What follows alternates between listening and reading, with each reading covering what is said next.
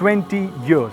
That is how long it has been since the Suzuki Hayabusa came about, and the moment it did, it bagged the title of being the fastest production motorcycle in the world. That's not it. Since it came out in 1999, it also became the fastest production motorcycle of the 20th century.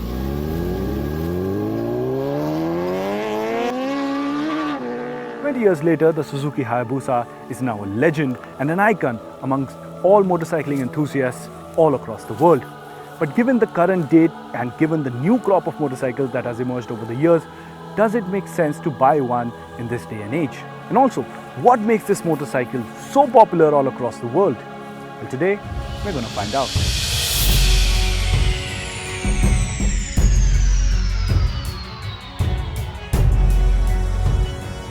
Let's start with what makes this motorcycle such a legend, and for that, we need to go back in time. You see, in the 1990s, the race between manufacturers was to have the fastest going production motorcycle in terms of pure top speed.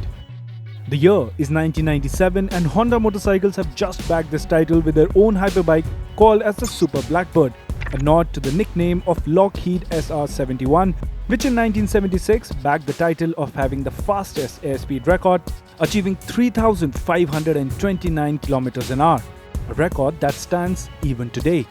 The Honda Super Blackbird then was supposed to be the almighty record holder when it came to motorcycles. But that was not to be, because come 1999, Suzuki were to come out with their biggest displacement motorcycle ever, called as the GSX 1300R, or simply Hayabusa. This name was what you would call a peregrine falcon in Japanese. The Hayabusa is the fastest member of the animal kingdom, where the bird-eating raptor achieves this feat while diving vertically on its prey, like the blackbird. The intent was simple: dethrone the Honda Blackbird and settle the speed wars once and for all, and that's exactly what the Hayabusa did, by going about 25 km an hour faster than the Blackbird, achieving a top speed of 312 km an hour. And no production motorcycle has broken the top speed record by such a huge margin ever. Without a doubt, the Suzuki Hayabusa blew everyone's mind and got everyone's attention. Reasons included everything from its top speed to the unconventional shape that it had. It got people talking. So much so that it started talks of regulating top speeds in motorcycles all across the world, with people fearing that the speed wars are getting out of control. This almost led to the import of hyperbikes being banned in Europe, and in response to all this, all Japanese and European motorcycle manufacturers came together and had a gentleman's agreement that no motorcycle from now on will ever exceed the speed of 186 miles per hour or 299 kilometers an hour. Something that stands even today. As a result, from the year 2000, every motorcycle ever made could not go past 299 kilometers an hour unless tampered with. Which means that even today, it can be argued that the Hayabusa is still the fastest production motorcycle ever, and quite possibly will remain so for years to come. So yes, that is the reason why the Suzuki Hayabusa is so popular all across the world. But let's put aside all of that heritage for a moment and let's look at the motorcycle as just a motorcycle and find out how is this motorcycle to ride. Well, the last major update that the Hayabusa received was way back in 2008, wherein the motorcycle was given minor details in terms of looks and some big technical updates. And to be honest, I thought that the motorcycle is now old and wouldn't be that much of a surprise, and boy was I wrong. The Hayabusa still packs the punch to put almost all modern superbikes to shame if it wants to. But let's start off with the looks. Yes, it might have been unconventional when it came out, but today, this is an iconic shape. A silhouette that is instantly recognizable all over the world. The design of the motorcycle looks like this, majorly because there was no other way back then to make it go faster if it wasn't for this curvaceous shape. And that's because speed came first, and hence the design came from a wind tunnel. And because of this recall factor, the Hayabusa doesn't seem to have aged even a bit. The only giveaway is the instrument cluster that looks a bit dated, but still nothing can beat the old world charm of having several analog dials in front of you.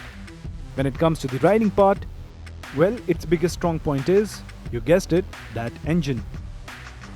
The 1340cc 4-cylinder liquid-cooled unit makes an astonishing 199 horsepower and 115 Nm of torque and comes with a 6-speed transmission that's butter smooth to operate. And while there is no fancy electronics like a lean-sensitive quick shifter or auto blipper or whatever, the joy of matching your revs for downshifting and getting it right is, well, something you would be proud of for years to come.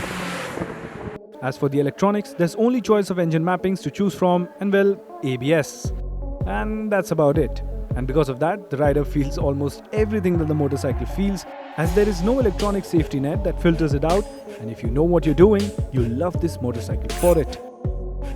Then there's the size. The Hayabusa is huge by modern day standards, and with a wheelbase the size of motorcycles means two things. First, it feels a bit cumbersome at low speeds, there's no denying that, but then given its size, there's so much room for the rider on the motorcycle and the riding posture is luxurious by modern day standards. There's even a proper pillion seat where people can actually sit for hours. And then there's the stability. The motorcycle feels just so stable at highway speeds, and with the comfort that it offers, this is a definitive sports tourer. And let's not forget, the Hayabusa, with all its glory, heritage, performance and practicality, still costs 13.74 lakhs, making it one of the most accessible leader class motorcycles and above in India. But it has been 20 years now. The death knell for the Hayabusa has been rung and the motorcycle is about to go away. It has been discontinued globally as the Euro 4 emission norms have come in place and the Hayabusa does not comply with it. Age has finally caught up. However, it is still being sold in India as it is BS4 compliant. But Suzuki will only sell it till stocks last, which it guesses to be until 2020. There is still some hope as Suzuki has renewed the trademark on the Hayabusa name and is rumored to be working on a new one to replace this model. Will it be electric? Will it be turbocharged? Well, we don't know. But as for the legend of this Hayabusa, it will go on forever. And with that, we have come to the end of our day that we had with the Suzuki Hayabusa. Well, this generation is about to be discontinued soon. Yes, there are a few things that I wish this motorcycle had, and yes, it is a bit big for a motorcycle that is being sold in this day and age. But this motorcycle has a history unlike any other, and luckily it is still being sold in India. So if you've always wanted to own one and have the money to get your hands on one of these, well, now is the time to do so.